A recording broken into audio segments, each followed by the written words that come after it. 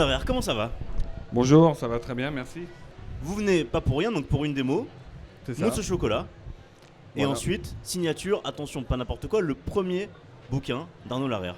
Exactement. Un gros volume, 400 pages, je crois. Un peu, Ouais. mais vraiment axé sur la transmission, comme je voulais. Sur tous les produits de base, après transformés dans les différentes catégories, en pâtisserie, en chocolat. Avec des desserts faciles à faire jusqu'à des desserts un peu de challenge.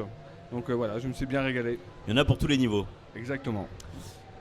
Vous parlez de transmission, vous avez aussi appris un jour quand même si c'était pas hier, il y a quelques temps, n'est-ce pas? Ouais, tout à fait. Ouais, il y a quelques temps. Et vous commencez l'apprentissage tout simplement autour de 15 ans, c'est ça? Ouais, c'est ça. J'ai commencé à Brest, en Bretagne. Ouais. Et voilà, je suis tombé. Ce qui est important, c'est de tomber chez des gens bien, comme on dit. Exactement. Et voilà, je suis tombé sur un maître d'apprentissage qui était un amour, qui adorait le métier et qui m'a transmis le virus, on va dire. À 15 ans, hein, c'est tôt. Ouais, c'est tout, mais j'avais déjà décidé depuis l'âge de 11 ans que j'allais être pâtissier, je savais. Ah, ça va vite quand même.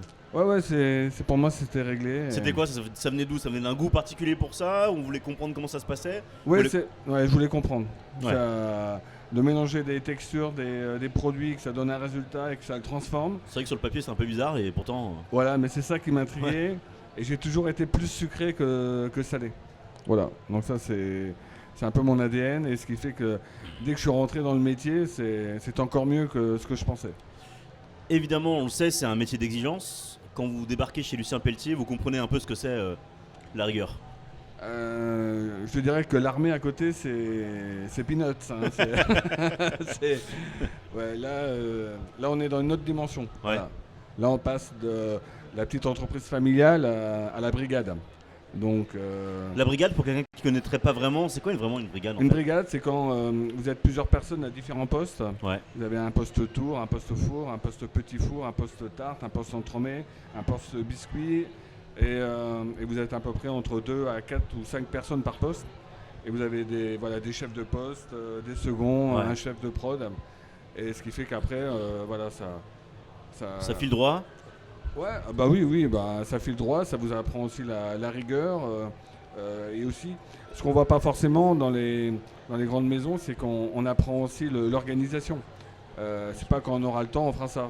C'est que tout est planifié, tout est. Voilà. Et le travail d'équipe aussi, parce que faut savoir compter les uns sur les autres pour arriver au même résultat, savoir satisfaire le client. Ah ben, l'esprit d'équipe est essentiel. Ouais. Si on pense qu'on peut y arriver seul, on va pas loin. Parce qu'on a tous besoin des uns et des autres. Bien sûr. Moi, dans mon entreprise, j'ai autant besoin de mon pâtissier, de mon chocolatier que de mon plongeur. Évidemment. Voilà. Et je pense que l'esprit d'équipe, c'est déjà l'ADN pour que tout le monde avance dans le même sens. On sait aussi que pour une carrière réussie, il faut aussi être bien accompagné et avoir des belles rencontres. En l'occurrence, vous avez un mentor un peu particulier, Pierre Hermé. Ouais. C'est lui quand même qui vous a donné le goût à... Ouais, avec Pierre, c'était génial parce que quand je suis arrivé chez Fauchon, je pensais arriver pour une année pour voir un peu. Et pour finir, ça a été un échange continuel avec lui. Et depuis, d'ailleurs, on est toujours resté en contact. C'est une personne qui compte beaucoup pour moi parce que voilà, il a une certaine philosophie en vous expliquant qu'il n'y a pas forcément le bon et le mauvais, mais c'est surtout qu'est-ce qu'on en fait. Bien sûr. On le connaît, nous, comme chef pâtissier star, comme homme de rigueur et d'exigence, mais c'est vrai qu'on le connaît moins comme mentor, finalement, qui laisse quand même beaucoup de place à l'écoute et à l'encouragement pour notamment les gens qui prennent sous son aile. Oui, parce que s'il voit qu'après c'est pareil, faut donner pour recevoir, mais moi j'ai toujours répondu présent. Et après, quand j'ai voulu faire des concours, il m'a toujours donné carte blanche. Ouais. Mais après, quand il voyait les pièces en sucre que je faisais ou les pièces en chocolat, bon, il s'est dit bon, ça va, il y en a sous le pied, il a faim, il a envie. Donc voilà, c'est aussi notre métier que quand on voit un jeune qui veut grimper. Voilà, il faut l'aider, il faut l'accompagner, mais il faut aussi qu'il montre qu'il en a sous le pied et qu'il a faim et qu'il a vraiment envie de progresser. Bien sûr. Et ça a toujours été un bel échange là-dessus. Vous parlez de concours il y a 2 minutes, vous arborez fièrement le col tricolore, et pour cause meilleur ouvrier de France, je crois que c'était en 2007, c'est ça? Oui, exactement. 2007 meilleur ouvrier de France. C'est un peu le Graal quand même, c'était quand même une vraie épreuve déjà, un vrai moment, une année à préparer ça. Je dirais pas que c'est un peu le Graal, je dirais que c'est le rêve de toute une vie. Ouais. Voilà, je pense que tous les grands chefs pâtissiers que je connais l'ont passé, ce concours. Donc moi j'ai mis à peu près, depuis l'âge de... Quand je suis arrivé chez Pelletier, je savais que je voulais passer le concours de meilleur ouvrier de France. Parce que déjà dans la brigade, la moitié c'était les meilleurs ouvriers de France à l'époque, quoi. Ouais, je me suis dit c'est un but. Ouais. Et pour ça, pour devenir le meilleur, faut aller chez les meilleurs. Donc c'est déjà pour moi une des premières choses à faire. Et après, quand je me suis vraiment mis sur le concours, déjà il faut savoir un peu où vous en êtes dans votre niveau. Ouais, c'est ça. Et après, moi j'ai travaillé pendant 3 ans pour préparer le concours. 3 ans de préparation pour arborer le col tricolore. Ouais. C'est pas rien, et surtout parce que ça a du sens en fait. Au-delà même de la signification et du concours et de la récompense, c'est aussi tout un rôle que vous avez à jouer tous les jours maintenant que vous êtes meilleur ouvrier de France. Oui, bah après c'est vrai que c'est une reconnaissance aussi de ses pairs.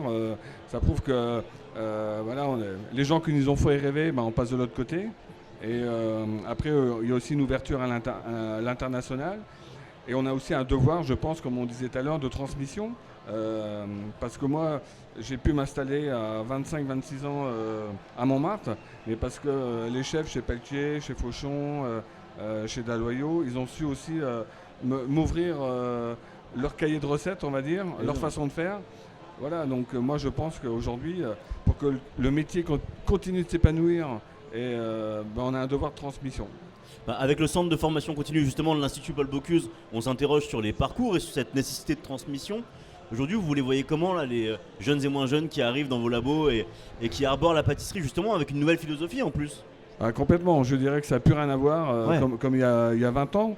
Aujourd'hui, moi je reçois des stagiaires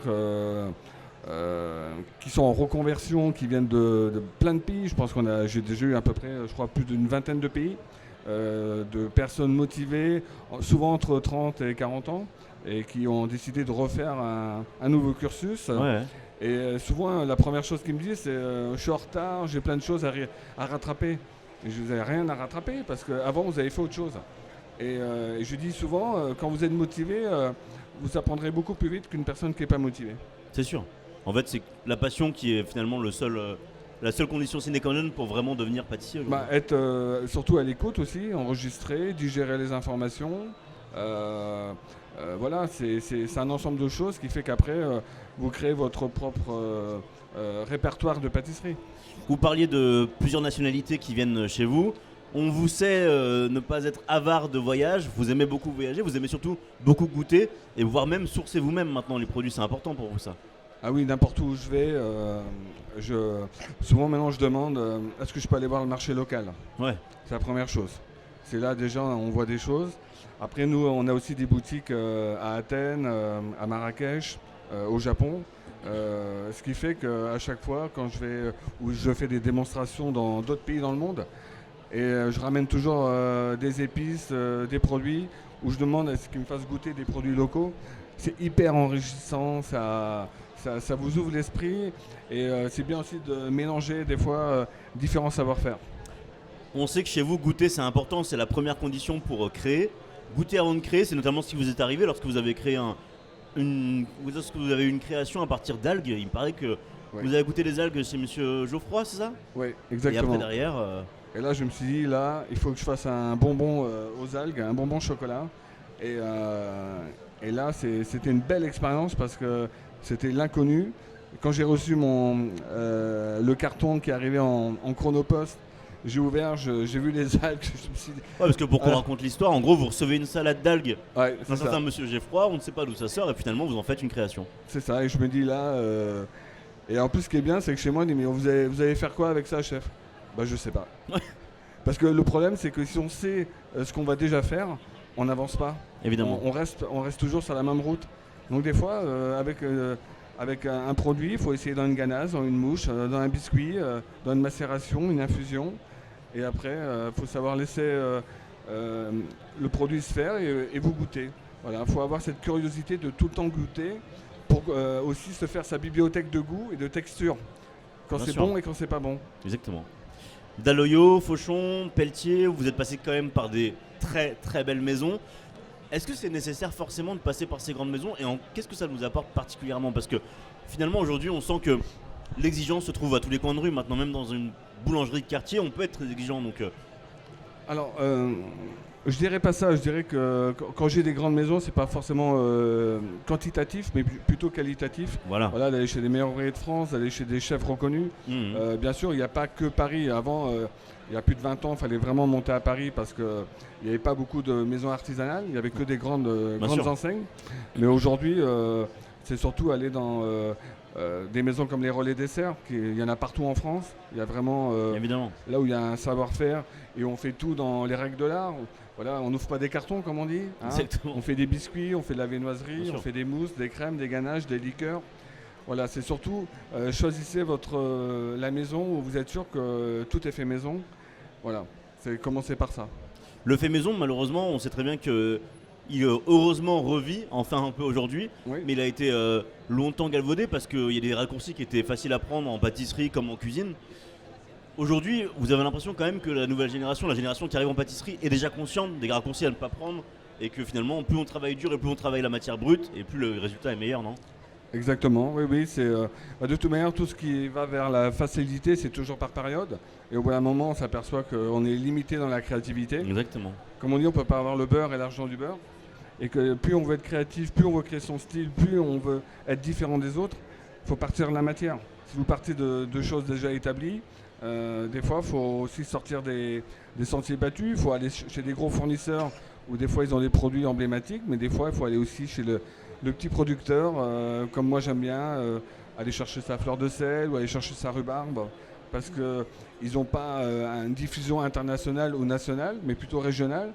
Mais ça vous permet aussi de vous différencier et de sortir un peu des sentiers battus qu'on peut vous apprendre à l'école. À l'école, on apprend les bases, mais après, quand vous allez aller dans une entreprise, ça sera encore une nouvelle aventure. Après plus de 20 ans de métier et une première boutique ouverte maintenant en 97, c'est ça? Oui. Quels conseils on donne justement à ces gens qui veulent ouvrir leur propre boutique pour se différencier, pour exister justement dans le paysage culinaire maintenant?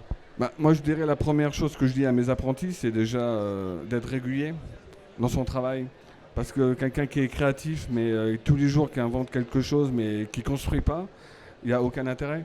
Ou alors les jeunes qui pensent qu'en faisant une dizaine de maisons, ils vont apprendre plus vite. Évidemment. Alors que tout ça, c'est bien jusqu'à 25 ans, mais au bout d'un moment, c'est bien aussi de rentrer dans un poste pour apprendre l'organisation, pour apprendre pas juste enregistrer les infos, mais aussi les faire à sa façon, les modeler. Donc au bout d'un moment, c'est quand vous sentez que vous avez comme un peu d'expérience, il faut rentrer des fois dans le poste pour pouvoir aussi le modifier, l'améliorer, amener des nouvelles idées.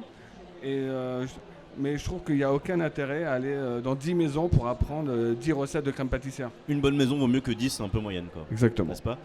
On a commencé avec votre ouvrage, on va finir avec ça, vous pouvez me le montrer, je crois que c'est le premier.